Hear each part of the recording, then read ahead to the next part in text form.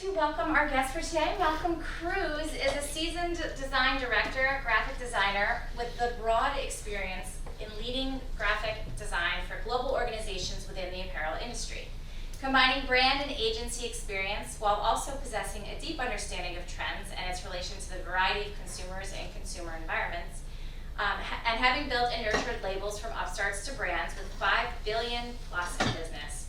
A creative, conceptual, and business-centric thinker, responsible for global branding direction from concept to design execution, resulting in consistent growth from the graphic space for multiple global corporations that include Nike, Gap, Kenneth Cole, Nautica, and Tommy Hilfiger.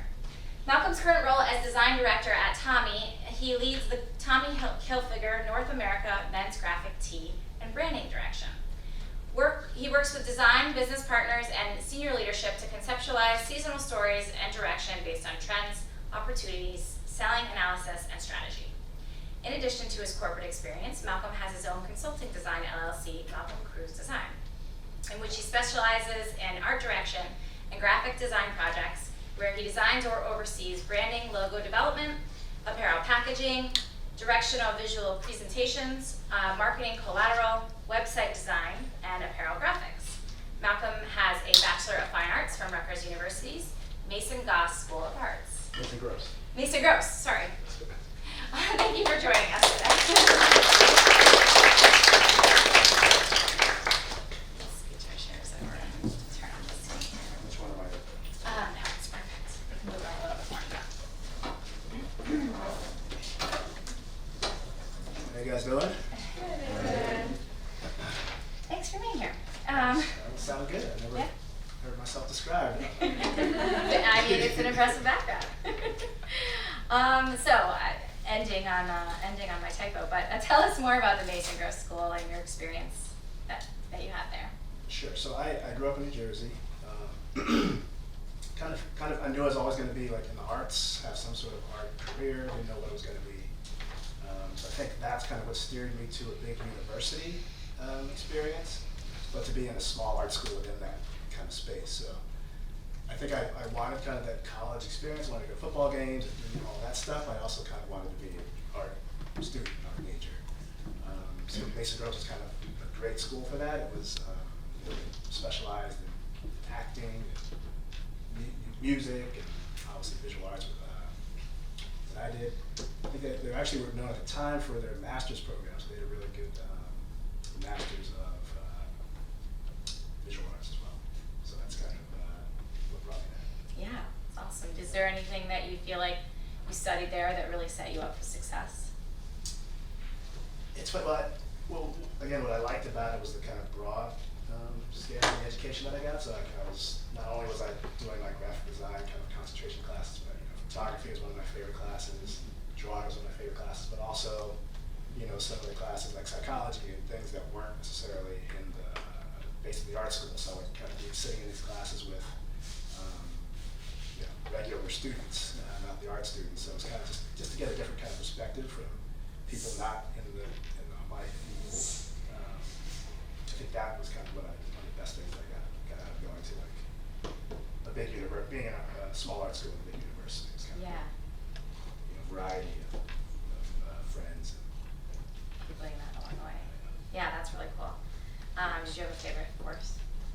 A favorite course? Probably my favorite teacher, who was his name was Lloyd McNeil. So he was a practicing visual artist here in New York. So he would commute to Rutgers to teach and lived in New York. So he was showing in galleries. So he was probably my favorite professor there. It kind of reminded me of my uncle, I think, also. I just really loved his way. He was really kind of, the way he would critique us. It was always kind of supportive and made you think differently the way, we might be presenting something or the way we went about a project. But probably my favorite course would be photography. So it was, whenever I had my crits, we'd have our crits with all the all the visual professors, or all the professors we had that marking period in that semester. And all the professors would always kind of go into my photography the most, which I found kind of interesting. I'm so old that graphic design is kind of, obviously graphic design's been around forever, but the Illustrator and Photoshop and all that stuff was really in its infancy back then. So a lot of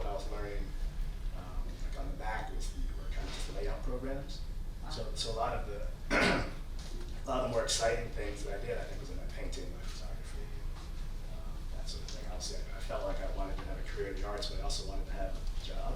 Yeah. So at the time, I didn't see myself as just kind of being a starving artist. I kind of wanted to be, getting a paycheck. Yeah, an earning artist. An earning artist. How did you get your first job out of school? So that story is kind of a story of legend, I guess. A friend of mine and I were both students at Rutgers, art students, and because it's proximity to New York City, a lot of our professors would tell us to come in, go see a show, go see this gallery. And we had another friend of ours who had an internship at Tommy Hilfiger at the time. And we were coming into the city and we said, we should go see, stop up and see Lloyd, just say hi. And we go. So my friend is, just to kind of set it up, he's basically just like me. We're two black guys, both kind of like clothing and fashion, we're both graphic design majors. At the time I had dreadlocks down to here, and I can't imagine, but my ears pierced and long hair. So we go to visit Lloyd, we get in the elevator, and Tommy Hilfiger gets in the elevator with us. Wow. We're like, and Tommy's like a great guy. And he immediately, I mean, maybe he saw us kind of being like nervous or noticing that it was him, so he starts talking to us. How you guys doing? What are you doing here? I like your shirt, or I like your backpack, whatever, blah, blah, blah. Just super engaging, really friendly guy. And I'm usually pretty quiet. And my friend is usually the one who's like just yapping, couldn't really keep quiet. And he kind of got quiet when Tom started talking to us, and I started engaging more. And again, it's in the elevator, so this is however it takes to go 6 floors or 7 floors, so it's a quick interaction. He gets off the elevator, wow, I can't believe he was with Tommy, We see our friend Lloyd, we say we met Tommy in the elevator, yada, yada, yada, this is great. Going back to school or whatever, going to our gallery, going back to school. I don't know if it was that same day or later, I think it was the next day, my friend Lloyd calls me on my landline, no cell phones back then. And it says, Tommy was asking me about you. I told him that you're also a graphic design major, we're basically like the same, we go to the same university, studying the same thing, and he said he wants to know when you can come back in. Wow. And this is probably September, maybe September, October of my senior year. So I didn't have a portfolio, I didn't have a resume, I'm not even thinking about jobs yet. I didn't even know what I wanted to do, really. So I said, yeah, I can come in. Get back on the train, I didn't have anything to bring, I just had to put on a crooked tie and go see him. And I'm sitting in his office, it's still all surreal to me. I just met this guy in the elevator, it was actually 2 days before. And he says, tell me about yourself. Lloyd told me you're a great guy, you're just like him, we love Lloyd.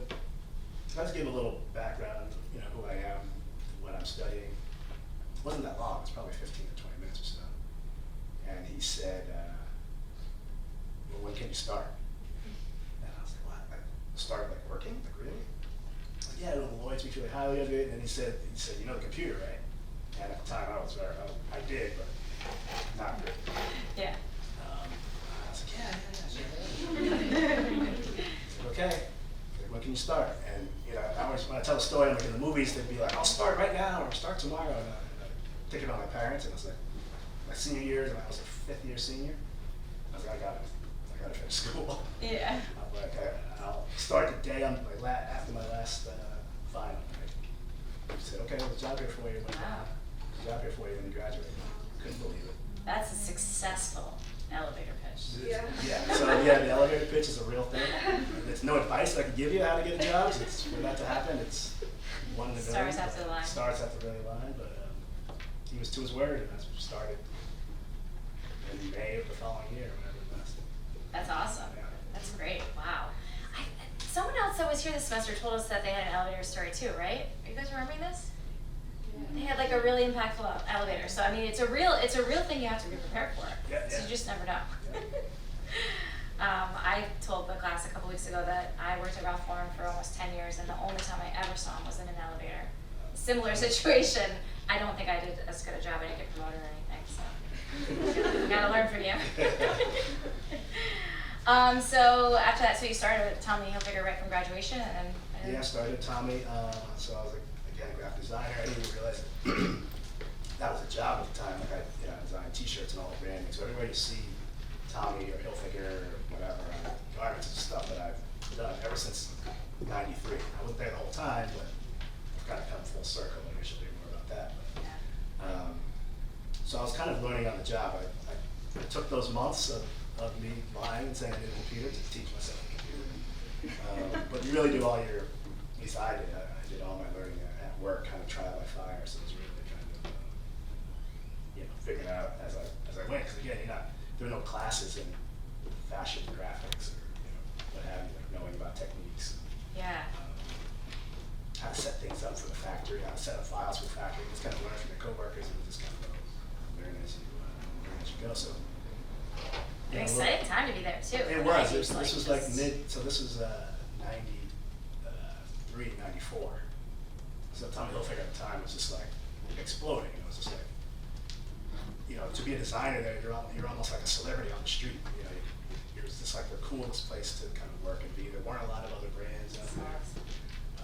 Ralph, obviously, but Tommy was kind of like not the anti-Ralph, but kind of like the Ralph on steroids a little bit, Cooler, yeah. Like he was American style classic, but like with a twist. It just kind of exploded a little bit. So it was really just a great time to be there. Just the energy, everyone, like they hired almost the whole men's design team from here. So I was friends with a lot of FIT. That's great.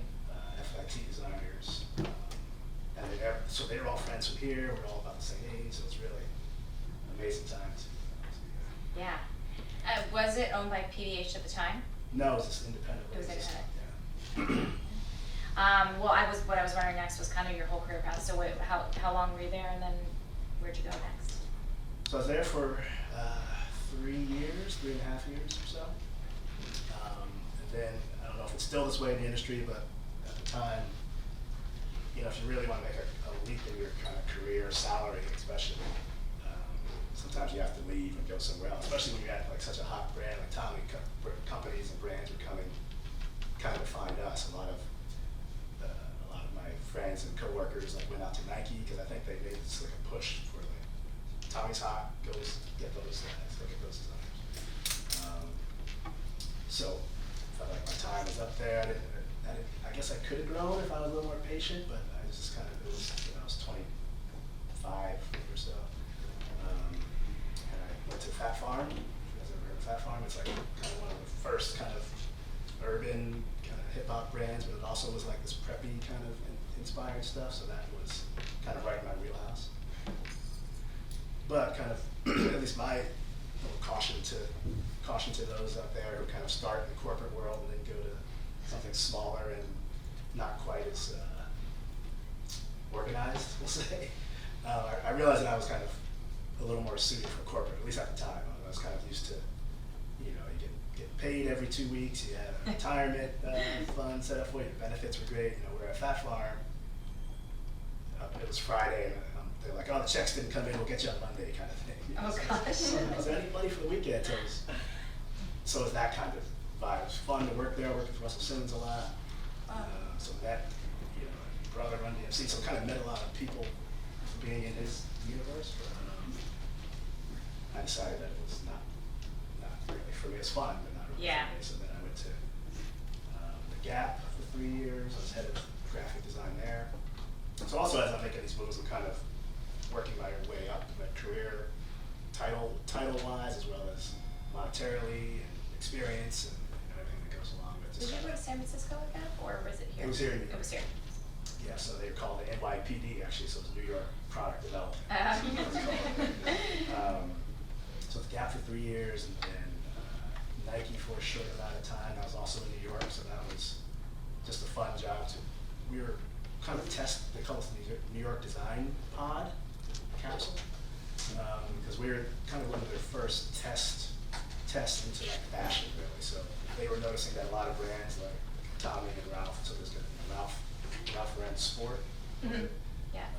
they're Tommy Athletic, so they were kind of seeing like all these kind of sportswear brands were kind of going into the athletic space, and they were not really embracing the fashion space as much. So we were, they hired myself and a good close friend of mine from Tommy to kind of be the designers of this kind of small test capsule to do like a fashion sport. Oh, cool.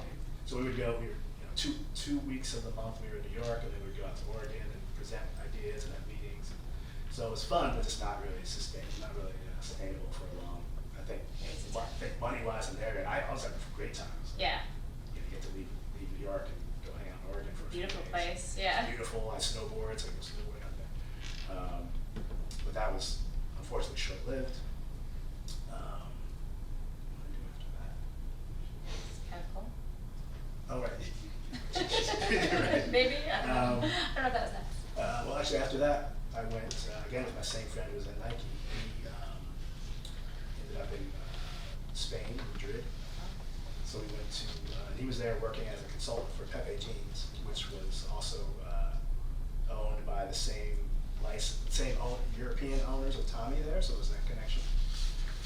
So he asked me to come over, and he said, "What are you doing?" I'm like, "Well, you know, we got laid off from Nike."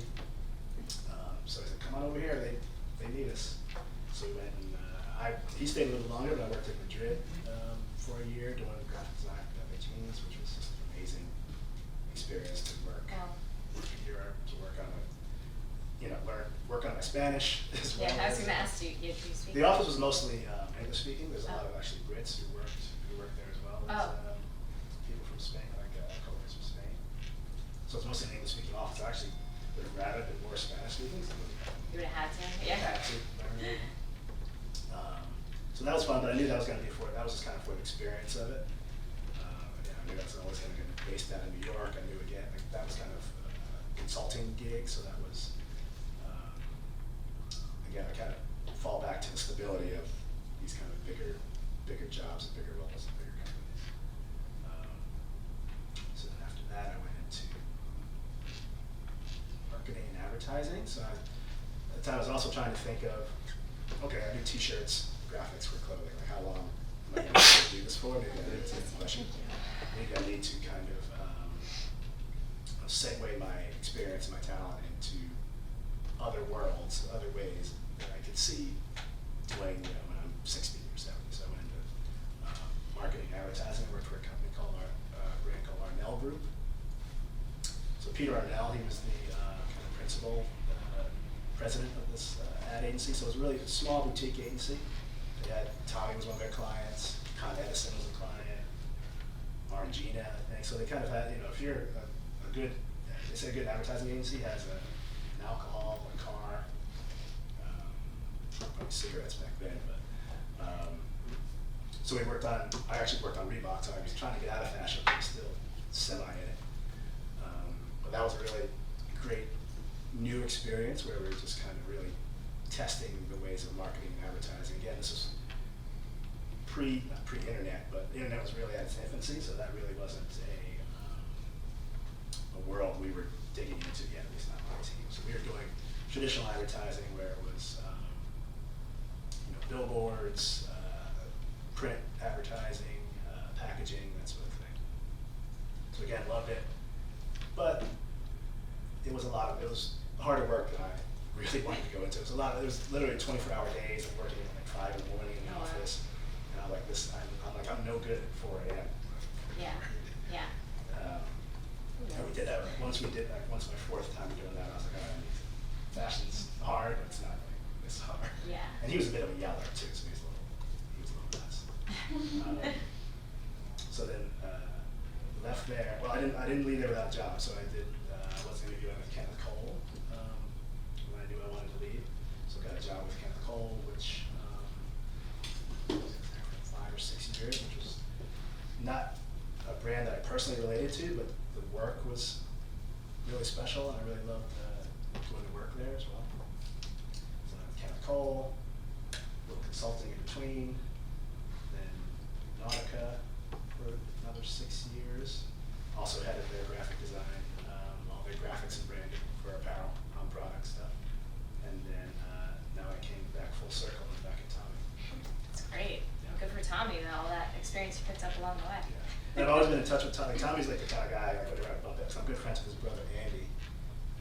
So I kind of be in Tommy's universe a little bit, like over those years. So he was always like, when you coming back home, when you coming back. So he was always kind of supportive of me and my career.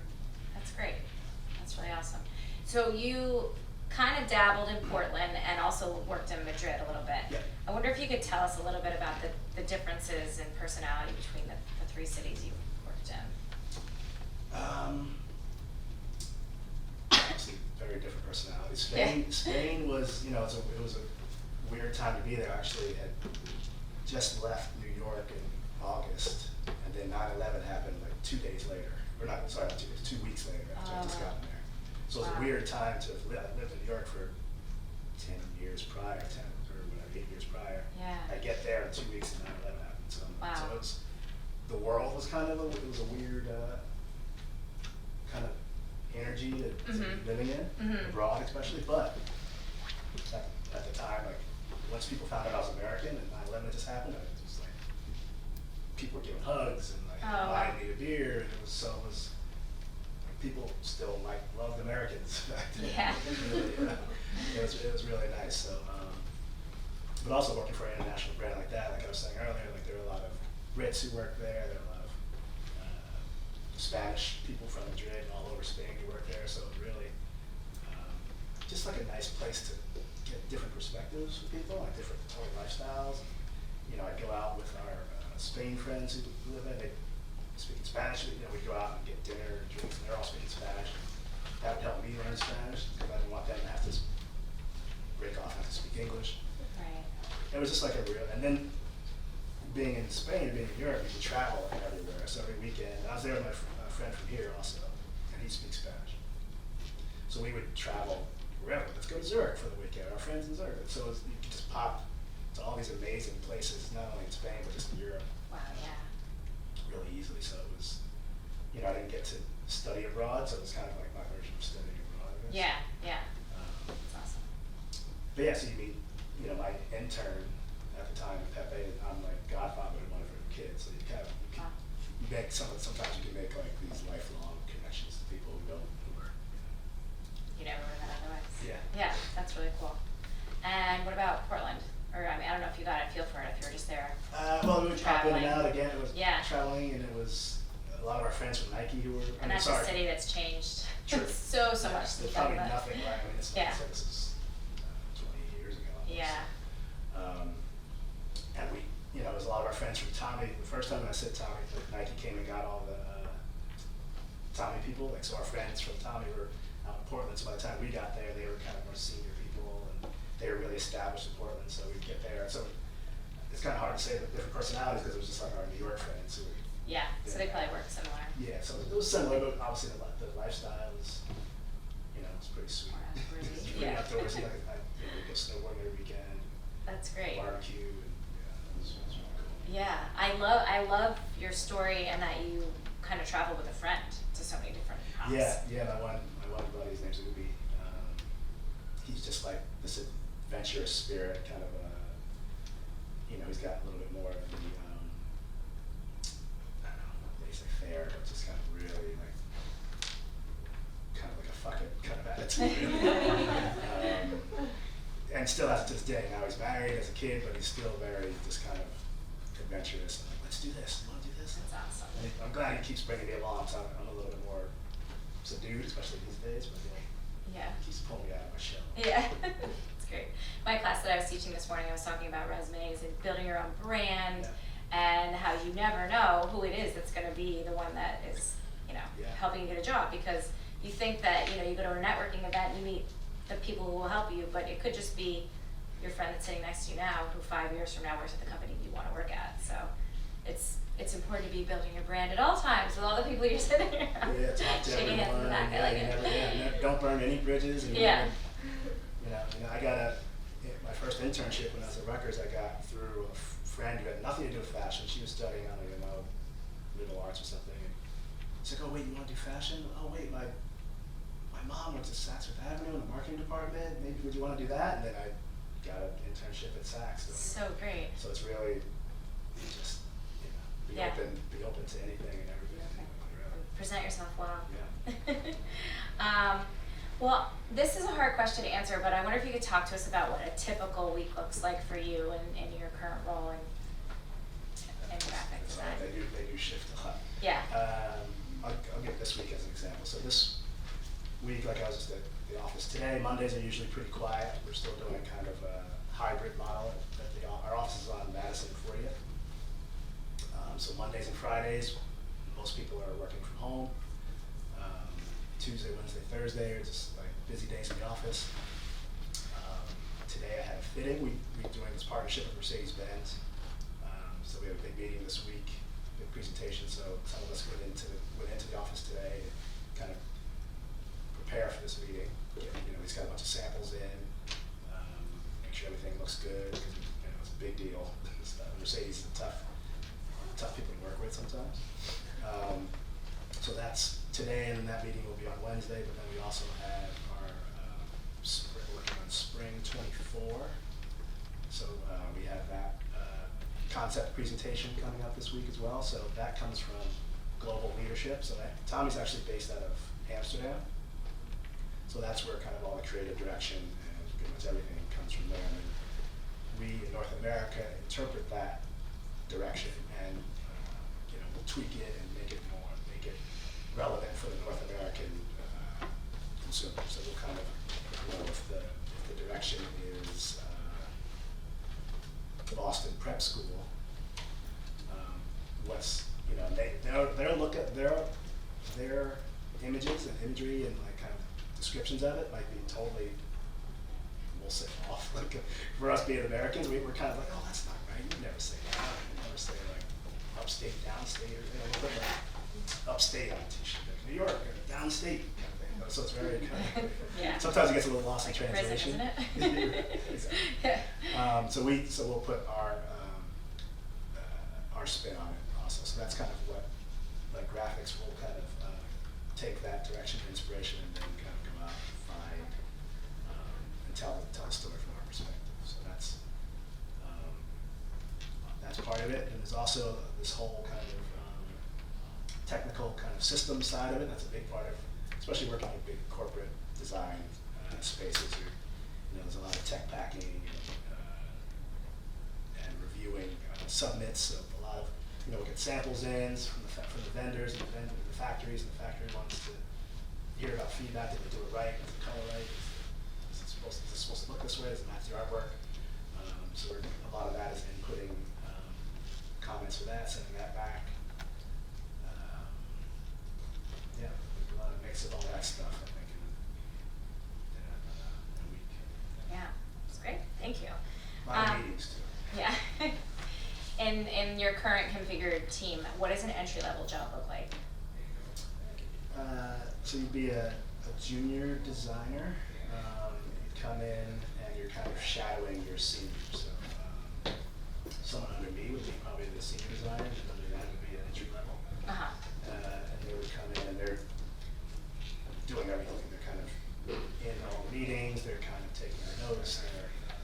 It's not pretty when you're starting out, obviously, but you're getting knowledge and understanding of every facet of the design kind of process. The actual designing might not be as much as you'd like it to be, but if you have a good senior kind of leader or boss, then they're going to have you be involved in the creative as well, and take you and get your input. I think getting your ideas and opinions coming out of school and being like the age group you are and the consumer group you are, like behoove any creative kind of leader to listen to you guys and use it. Yeah, for sure. And that's a job that you'd hire out of college, or do you need a little bit of experience? That would come out. Yeah. Wow, that's great. What kind of skills do you feel like your team is always looking for in this type of? Well, I'm talking about also design. Also, I'm trying to think of design Yeah. because we haven't unfortunately hired anyone junior in a little while. A little lean. A little lean. A little lean. So Waiting for some people to graduate, I guess? yeah. So I'm trying to think of kind of the design or like fashion designer side of things. 3D is a big thing, so we definitely are utilizing 3D programs a lot more. It really kind of started kind of pre-pandemic. We're just kind of tiptoeing into it. But kind of what you guys were saying about your midterms, like supply chain and all these other issues. doing 3D modeling and making 3D look as real as possible as a sample, that's kind of just like a new way the industry is kind of putting. If you go on some websites, you'll see like just like a 3D CAD versus an actual photo or something. So, Wow. but we use it for merchandising a product. If you want to see different colorways, it's really a way to work well with the factories to make sure that, because 3D it's measured specific exactly to the CAD, to the forms. So if you're putting a graphic on here or a pocket, it's exactly where it should be. That's great. Is it cutting down on fittings for you? It cuts down. Well, they have 3D fittings. Oh, also. wow. But yeah, it cuts down on the amount Waste. of waste. Yeah. So again, sustainability and all that stuff. Everything you guys are talking about in the midterms is definitely things that we Happening in real time. happening in real time. That's great, really cool. So you've been doing a little bit of consulting on the side. Yeah. Maybe it started up in between gigs or. Yeah, exactly. So it really kind of started with necessity. So Yeah. when I couldn't find those big corporate jobs with the benefits and everything I was looking for, just kind of started doing, it starts out as, oh, I have a friend who needs a logo for this, and oh, I have another friend who's thinking about starting a cut. So it's really like word of mouth for, a good majority of it, really. Yeah. And it helps me still be creative. Sometimes if I have a week where it's a lot of that kind of data entry, just checking submits and writing on the computer and writing to the factories. It's just kind of a nice balance of creative when they get home at night or weekends, and the type of projects you get. So I'm doing, right now I'm working on a logo for like a biomedical company, which is, just kind of gets me out of my fashion space, fashion heads, and I can't remember how this is the second logo, so I did a project for them a couple of years ago, and he said, oh, now we have these 2 new products, are you still doing it? So again, never burning bridges, and just kind of trying to keep it going. So. That's great, really interesting.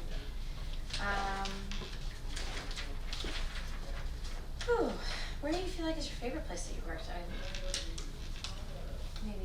Maybe Tommy, seeing as you're back there, but.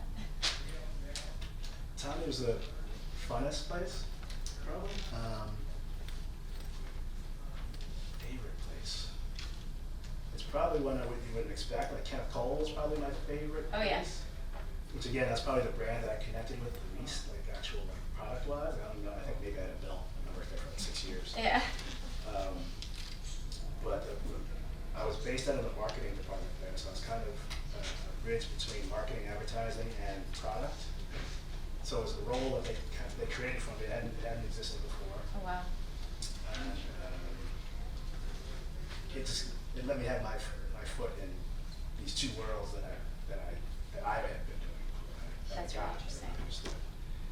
And I really loved that his kind of social message was a big part of it. All his advertising was, this was, I don't know, 15 years ago or so, maybe even longer, but he was, one of the first to address AIDS in his advertising, and global warming, gun control. So it's all these hot topics that are out now. He was the first to kind of be like really facing it head on in his marketing and advertising.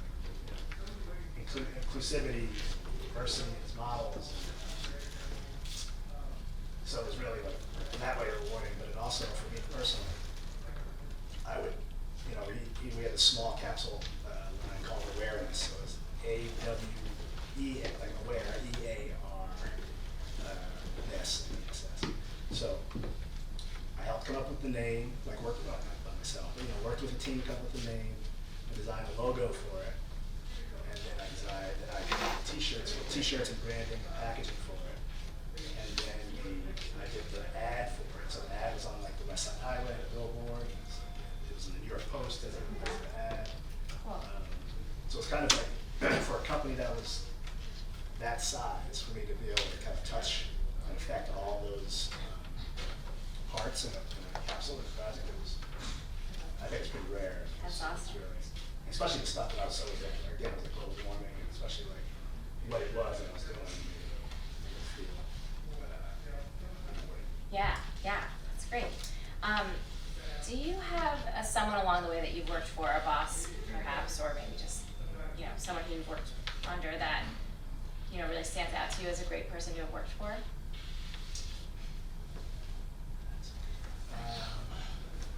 Boss. Probably, it might be my last boss at Nautica. That's a little cheating because he was a friend of mine from, we worked together at Tommy Hilfiger years ago. So you knew. So I knew him, Yeah. and he hired me and brought me in. But, That's great.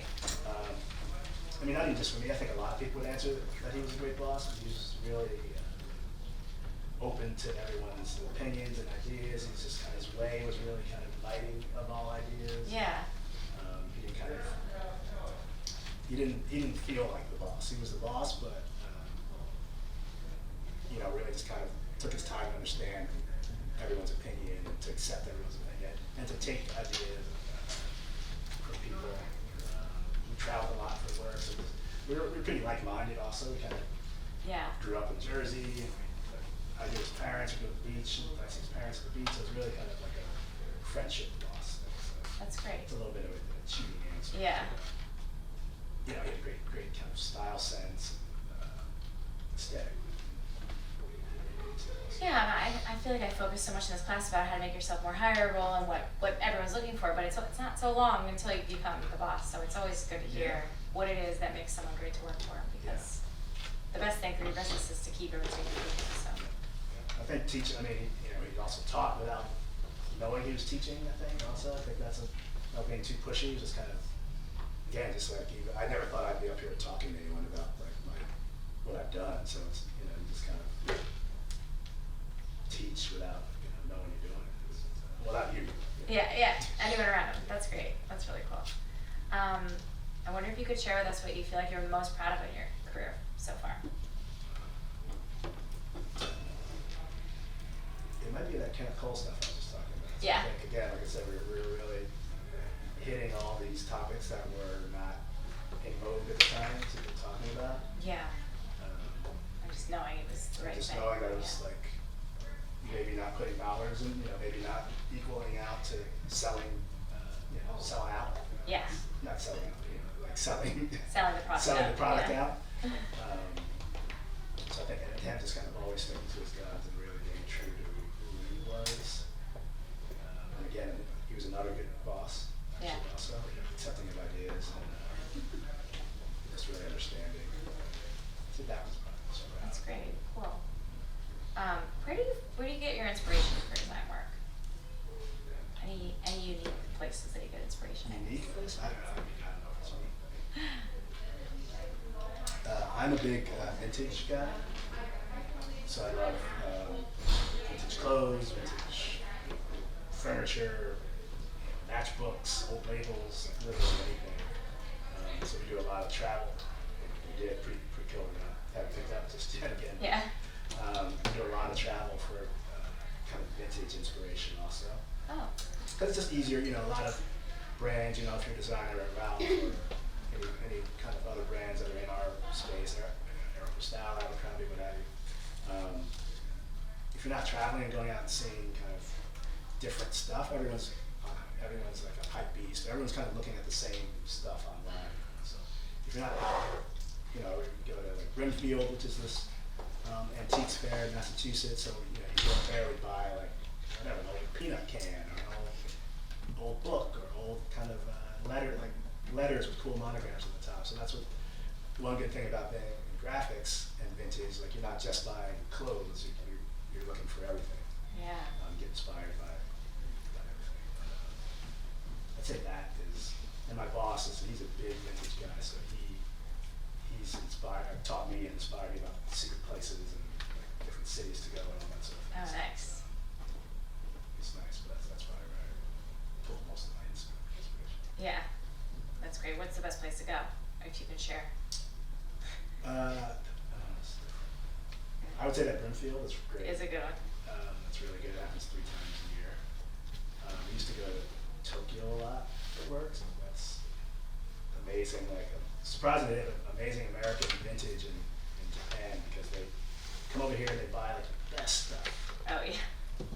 Like they have such a keen eye for American kind of history and culture. When we just focus on it, just really, I mean, just do it almost better than we do. I feel like a lot. So we'll go over there and shop there as well. Yeah. LA is good. Yeah. get started on the line once you know you get out there, you get inspired? How do you kind of start the process? Yeah. Well, again, I think, it's all that inspiration stuff, so we'll get inspiration boards going, so it's all like obviously just visual. Sometimes we'll start with words, but a lot of it is, we'll have a color palette set, we'll have, if we have different then you kind of think of the business.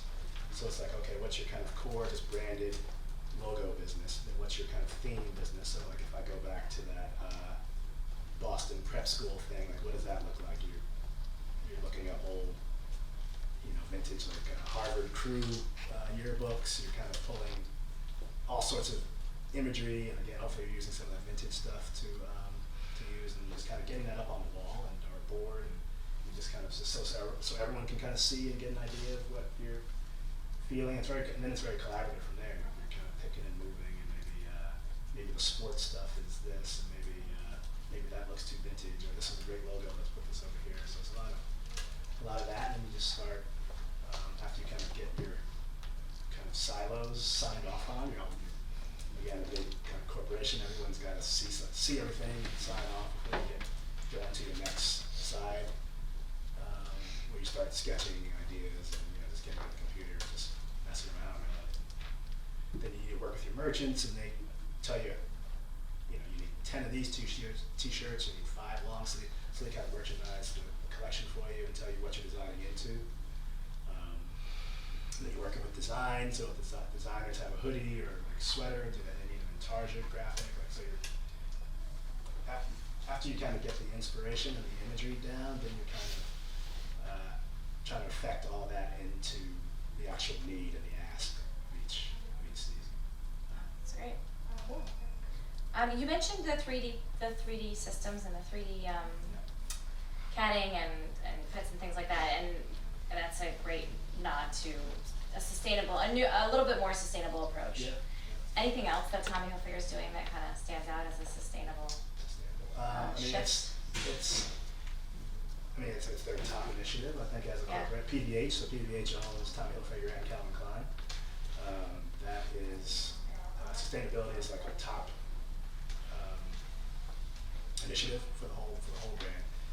It is kind of, again, back to what you guys were talking about with your exam.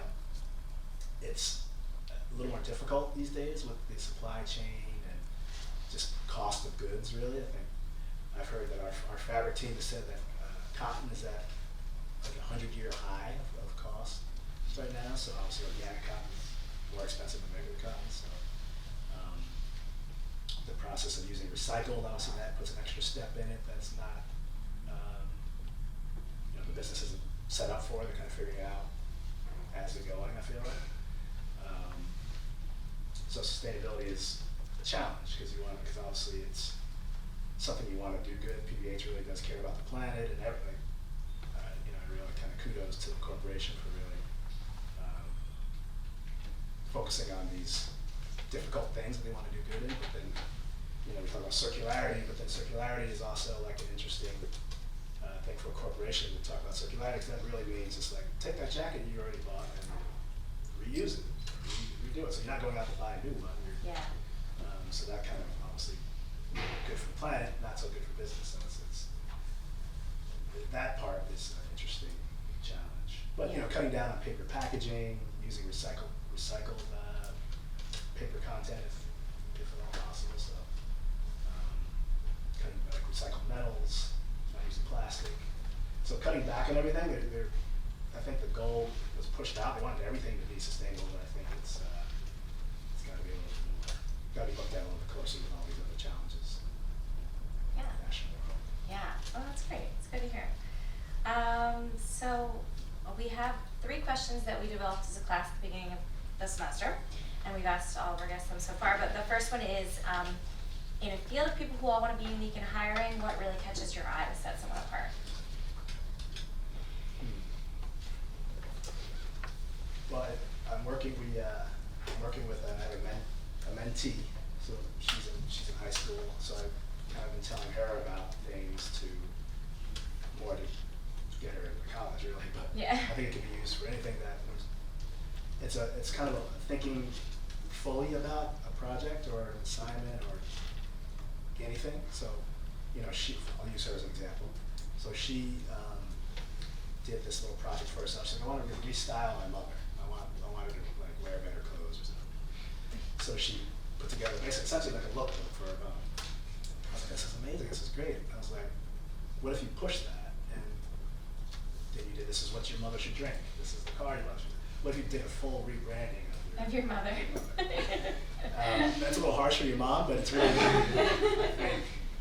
I'd love to rebrand my mom. I like that. But I Sounds like think a kind company. of looking at things as a whole, like kind of taking this little part of the project, even if it's your own, and just kind of thinking of Yeah. all these other parts. Like what does your mom's website look like? Yeah. So I think if someone came to me with this project that was completely thought out, things I didn't even think of. This is your mom, you know, collaboration with your mom and whoever. You know, Yeah. Drake. Your mom ex Drake. That's so good.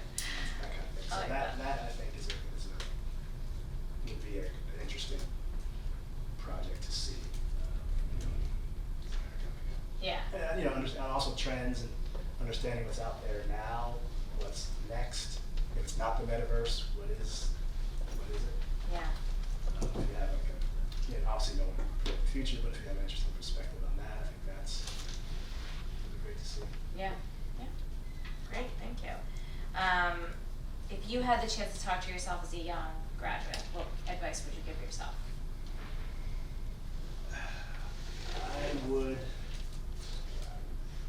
I think I focused, I kind of went, well, especially since I had the Tommy job that I already offered, but kind of focused, I kind of like had blinders on for all my art stuff, and I wish I took more business stuff. So because now I feel like I have to depend more on someone else to kind of help with the finance side of something if I wanted to. I mean, I can deal with basics, but if I want to start my own company, I'd be clueless. Right. So I wish that I focused more on that. Yeah. While you have the chance to be strictly learning, Right, learn I'm just- something I'm that's just- going to yeah, if I be could just- outside your wheelhouse. Exactly, it's things outside my wheelhouse. Yeah. Better way to put it, Yeah. I like that. That's good. What did your biggest failure teach you?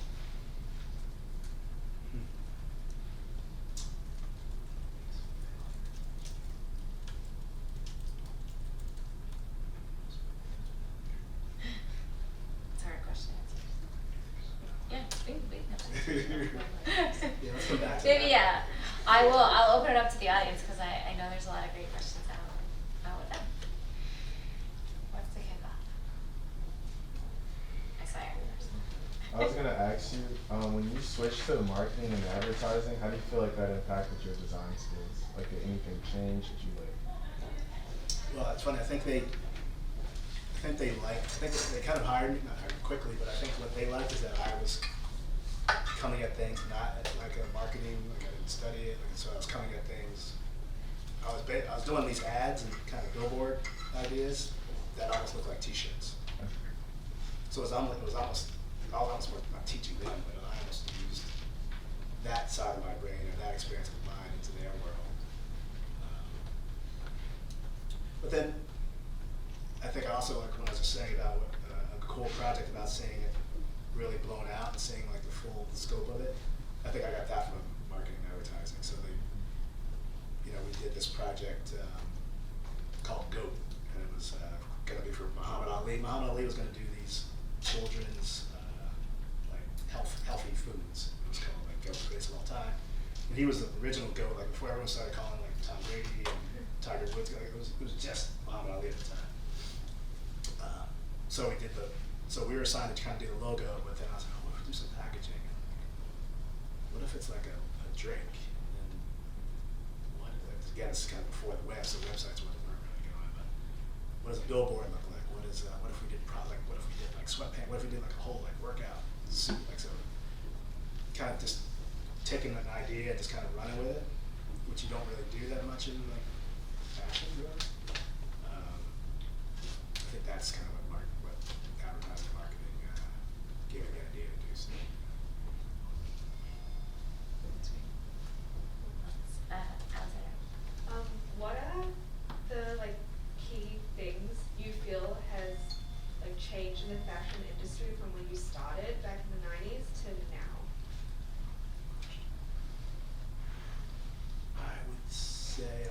collaborations.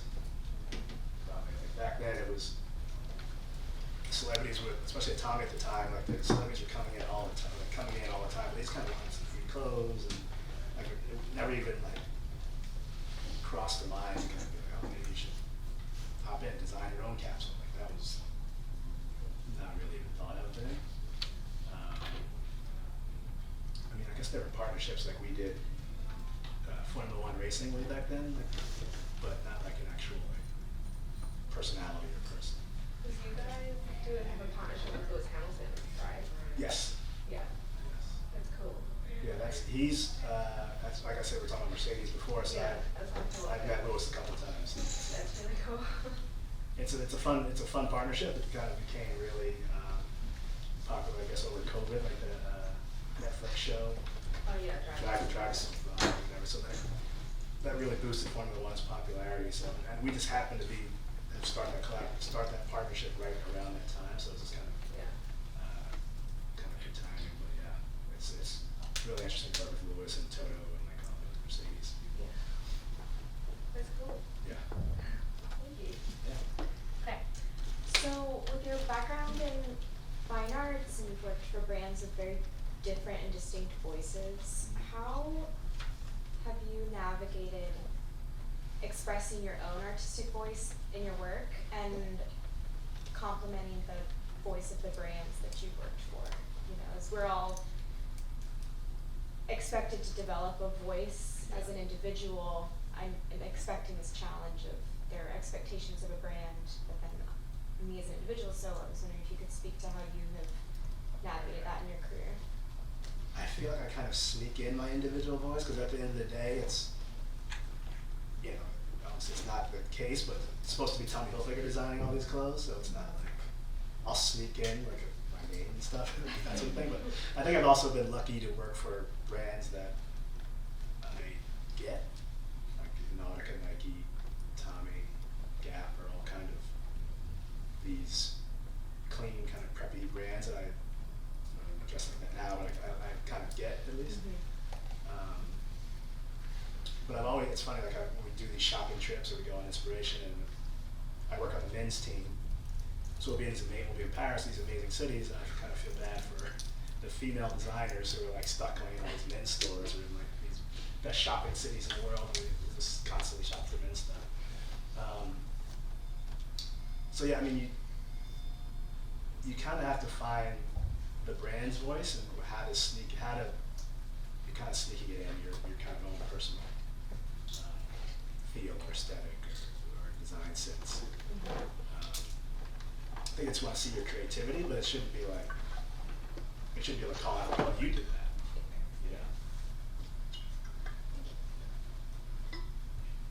Yeah. Yeah. I have a question and a comment. My question being, you know, in the current world of fashion, we're moving towards a more genderless style. So you as a menswear designer and graphic designer, how do you think moving in this direction will kind of change the foundations of, you know, women's wear and menswear? Like, how can that be translated into graphic design? Like, how do you see that changing in the future? And then my comment is, I am glad that you shouted out American, rag, yeah? What I said? You shouted out American rag. Oh yeah. Because I just like grew up in American rag, so just Oh, okay. wanted to say thanks for showing. I got these pants in American Rags.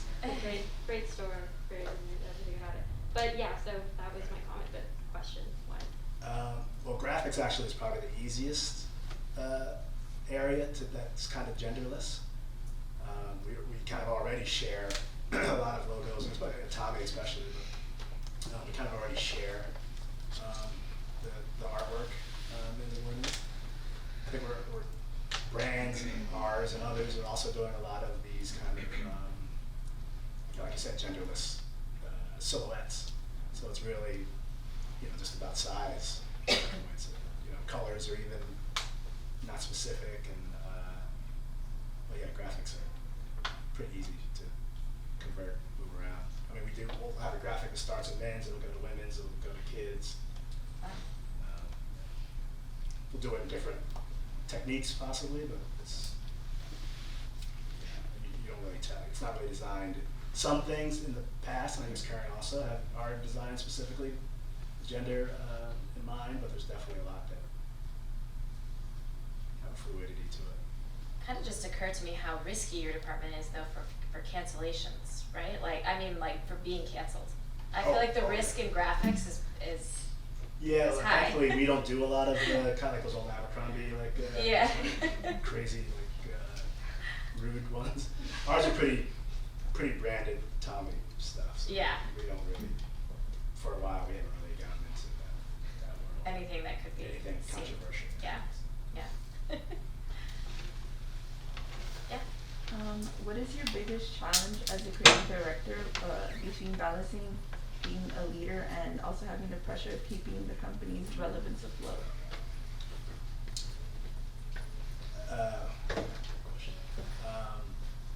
Thankfully, I don't take that on me. It's just keeping the relevance on. It's just something that you think about. You try and, when you think about challenges that you asked before, that's definitely one of them. Like what's the next step for time? Like again, like all these brands, us included, are doing a lot of collaborations. And you kind of like how many more collaborations can be out there. So you're constantly thinking of what's the next thing. But I think that's just everyone's thinking about that. The merchants are thinking that. Business leaders, marketing, advertising. So it's not. I just kind of trying to manage my space, like what's new in graphics and logos. Is it just like for a few seasons ago, it was just about ghost kind of tonal graphics. Like everybody was just doing these kind of. Is there a graphic there? Is there not?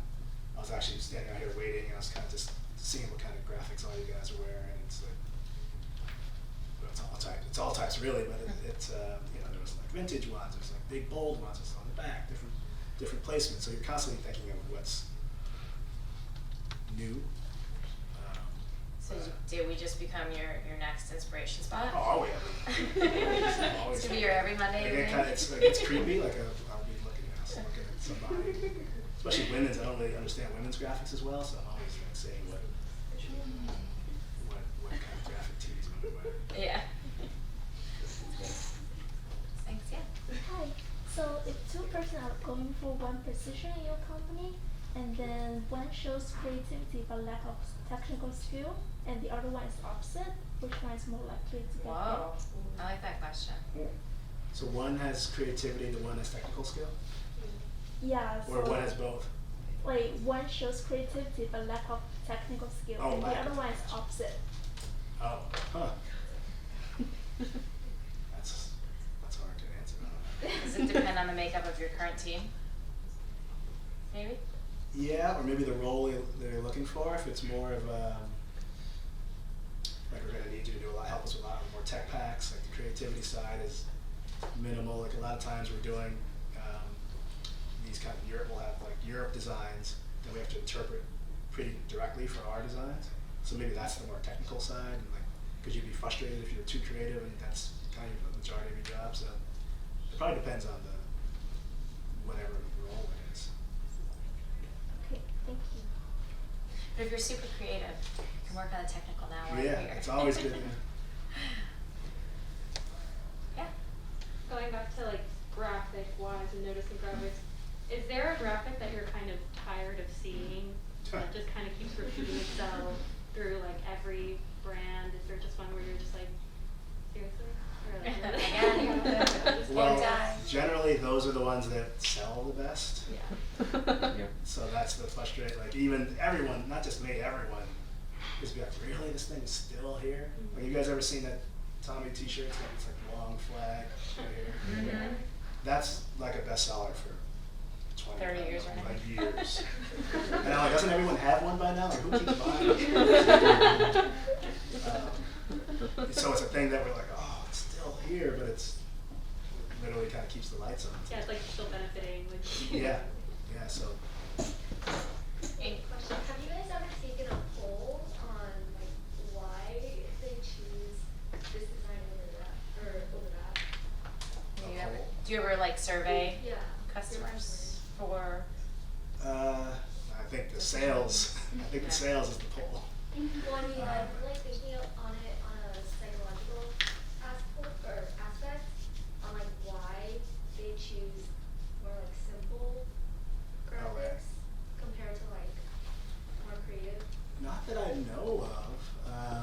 that could fall under not my purview. I mean, like I said, I don't know, but marketing or advertising or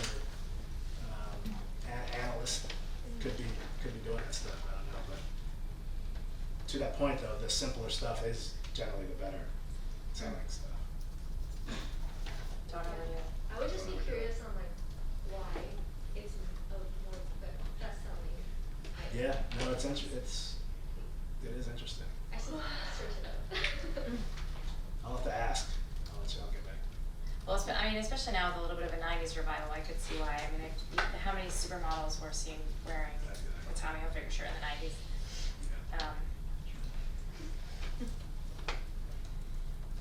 Were there more questions out there? Good questions, by the way. Yeah? You mentioned that 3D program skills were kind of becoming more like valuable. I was wondering if there were like specific programs that you guys use or that you find valuable. We use one called, I don't know any others, I only know what we use. We use one called LOTA, L-O-T-T-A. I don't know if that's an industry standard or anything, that's just kind of what we do. It's pretty cool.